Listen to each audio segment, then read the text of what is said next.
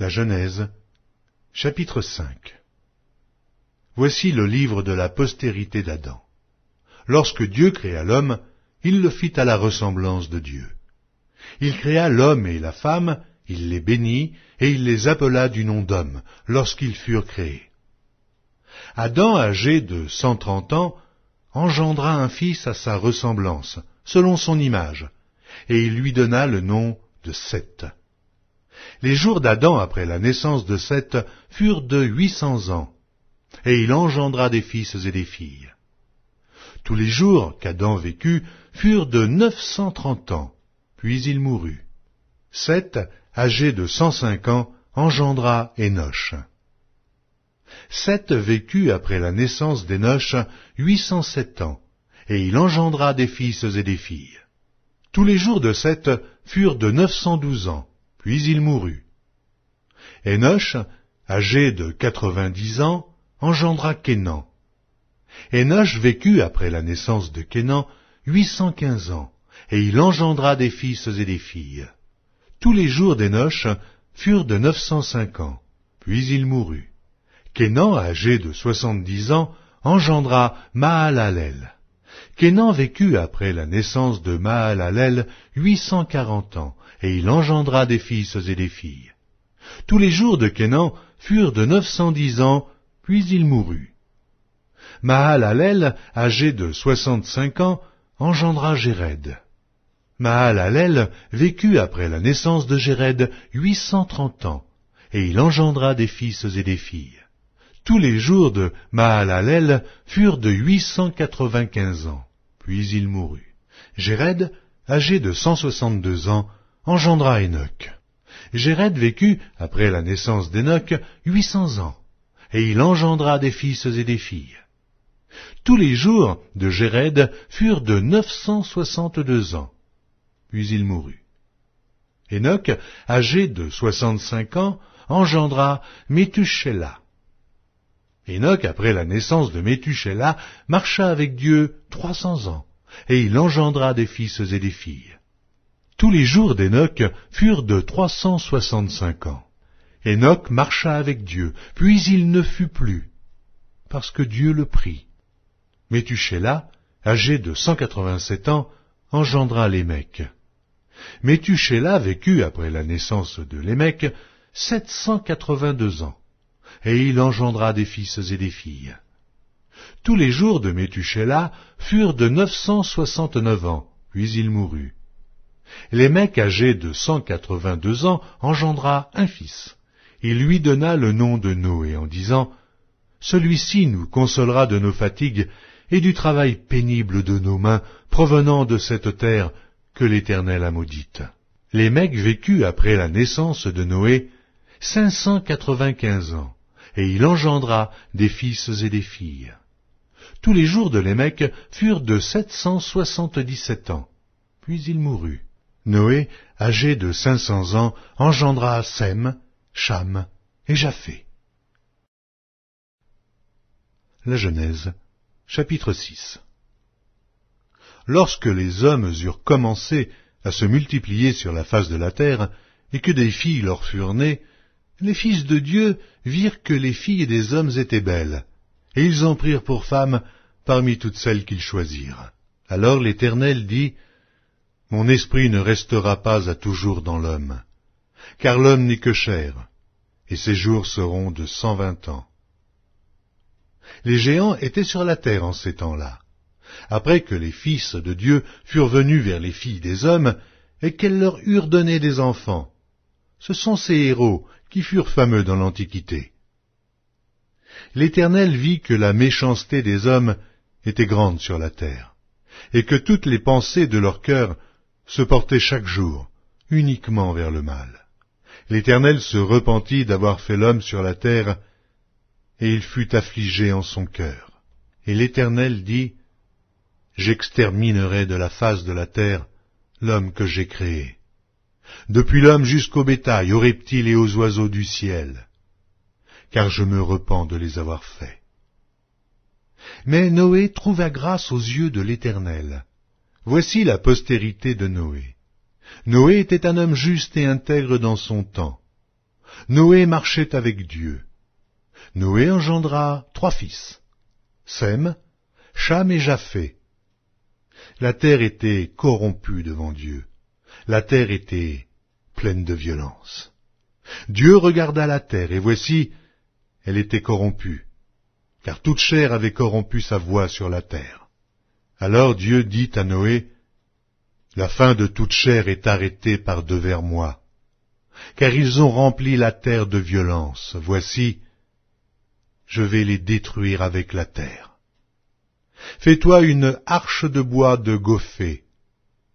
Tu disposeras cette arche en cellules, et tu l'enduiras de poix en dedans et en dehors. Voici comment tu la feras. L'arche aura 300 coudées de longueur, 50 coudées de largeur, et 30 coudées de hauteur. Tu feras à l'arche une fenêtre, que tu réduiras à 1 coudée en haut. Tu établiras une porte sur le côté de l'arche, et tu construiras un étage inférieur, un second et un 3e. Et moi, je vais faire venir le déluge d'eau sur la terre, pour détruire toute chair ayant souffle de vie sous le ciel. Tout ce qui est sur la terre périra. Mais j'établis mon alliance avec toi. Tu entreras dans l'arche, toi et tes fils, ta femme et les femmes de tes fils avec toi. De tout ce qui vit, de toute chair, tu feras entrer dans l'arche 2 de chaque espèce, pour les conserver en vie avec toi. Il y aura un mâle et une femelle, des oiseaux selon leur espèce, du bétail selon son espèce, et de tous les reptiles de la terre selon leur espèce. 2 de chaque espèce viendront vers toi, pour que tu leur conserves la vie. Et toi, prends de tous les aliments que l'on mange, et fais-en une provision auprès de toi, afin qu'ils te servent de nourriture ainsi qu'à eux. C'est ce que fit Noé. Il exécuta tout ce que Dieu lui avait ordonné.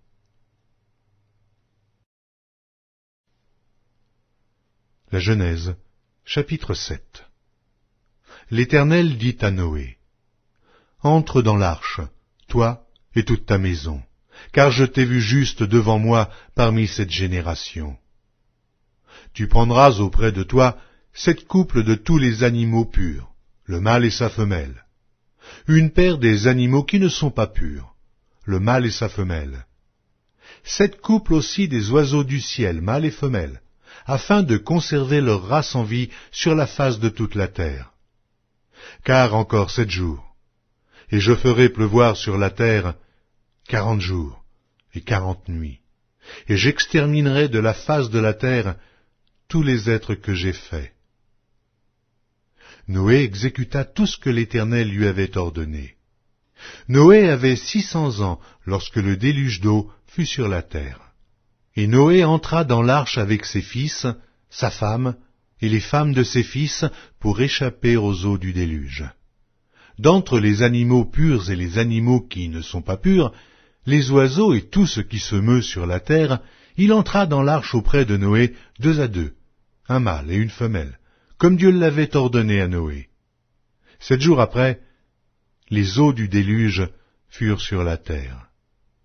L'an 600 de la vie de Noé, le second mois, le 17e jour du mois, en ce jour-là, toutes les sources du grand abîme jaillirent, et les écluses des cieux s'ouvrirent. La pluie tomba sur la terre 40 jours et 40 nuits. Ce même jour entrèrent dans l'arche Noé, Sem, Cham et Japheth, fils de Noé, la femme de Noé et les 3 femmes de ses fils avec eux. Eux et tous les animaux selon leur espèce, tout le bétail selon son espèce, tous les reptiles qui rampent sur la terre selon leur espèce, tous les oiseaux selon leur espèce, tous les petits oiseaux, tout ce qui a des ailes. Ils entrèrent dans l'arche auprès de Noé 2 à 2, de toute chair ayant souffle de vie. Il en entra mâle et femelle de toute chair, comme Dieu l'avait ordonné à Noé, puis l'Éternel ferma la porte sur lui. Le déluge fut 40 jours sur la terre, Les eaux crurent et soulevèrent l'arche, et elle s'éleva au-dessus de la terre. Les eaux grossirent et s'accrurent beaucoup sur la terre, et l'arche flotta sur la surface des eaux. Les eaux grossirent de plus en plus, et toutes les hautes montagnes qui sont sous le ciel entier furent couvertes. Les eaux s'élevèrent de 15 coudées au-dessus des montagnes qui furent couvertes. Tout ce qui se mouvait sur la terre périt, tant les oiseaux que le bétail et les animaux, tout ce qui rampait sur la terre et tous les hommes. Tout ce qui avait respiration, souffle de vie dans ses narines et qui était sur la terre sèche, mourut. Tous les êtres qui étaient sur la face de la terre furent exterminés, depuis l'homme jusqu'au bétail, aux reptiles et aux oiseaux du ciel. Ils furent exterminés de la terre. Il ne resta que Noé et ceux qui étaient avec lui dans l'arche. Les eaux furent grosses sur la terre pendant 150 jours. La Genèse, chapitre 8. Dieu se souvint de Noé, de tous les animaux et de tout le bétail qui était avec lui dans l'arche. Et Dieu fit passer un vent sur la terre, et les eaux s'apaisèrent. Les sources de l'abîme et les écluses des cieux furent fermées, et la pluie ne tomba plus du ciel. Les eaux se retirèrent de dessus la terre, s'en allant et s'éloignant, et les eaux diminuèrent au bout de 150 jours. Le 7e mois, le 17e jour du mois, l'arche s'arrêta sur les montagnes d'Ararat. Les eaux allèrent en diminuant jusqu'au 10e mois. Le 10e mois, le 1er jour du mois, apparurent les sommets des montagnes. Au bout de 40 jours, Noé ouvrit la fenêtre qu'il avait faite à l'arche. Il lâcha le corbeau, qui sortit, partant et revenant jusqu'à ce que les eaux eussent séché sur la terre. Il lâcha aussi la colombe pour voir si les eaux avaient diminué à la surface de la terre. Mais la colombe ne trouva aucun lieu pour poser la plante de son pied, et elle revint à lui dans l'arche, car il y avait des eaux à la surface de toute la terre. Il avança la main, la prit, et la fit rentrer auprès de lui dans l'arche. Il attendit encore 7 autres jours, et il lâcha de nouveau la colombe hors de l'arche. La colombe revint à lui sur le soir, et voici, une feuille d'olivier arrachée était dans son bec. Noé connut ainsi que les eaux avaient diminué sur la terre. Il attendit encore 7 autres jours, et il lâcha la colombe, mais elle ne revint plus à lui. L'an 601, le 1er mois, le 1er jour du mois, les eaux avaient séché sur la terre. Noé ôta la couverture de l'arche. Il regarda et, voici, la surface de la terre avait séché. Le 2e mois, le 27e jour du mois, la terre fut sèche. Alors Dieu parla à Noé en disant, « Sors de l'arche, toi et ta femme, tes fils et les femmes de tes fils avec toi. Fais sortir avec toi tous les animaux de toute chair qui sont avec toi, tant les oiseaux que le bétail, et tous les reptiles qui rampent sur la terre. Qu'ils se répandent sur la terre, qu'ils soient féconds, et multiplient sur la terre. » Et Noé sortit, avec ses fils, sa femme, et les femmes de ses fils. Tous les animaux, tous les reptiles, tous les oiseaux, tout ce qui se meut sur la terre selon leur espèce, sortirent de l'arche. Noé bâtit un autel à l'Éternel. Il prit de toutes les bêtes pures et de tous les oiseaux purs, et il offrit des holocaustes sur l'autel. L'Éternel sentit une odeur agréable, et l'Éternel dit en son cœur, « Je ne maudirai plus la terre à cause de l'homme, parce que les pensées du cœur de l'homme sont mauvaises dès sa jeunesse. Et je ne frapperai plus tout ce qui est vivant comme je l'ai fait. Tant que la terre subsistera, les semailles et la moisson, le froid et la chaleur, l'été et l'hiver, le jour et la nuit ne cesseront point. »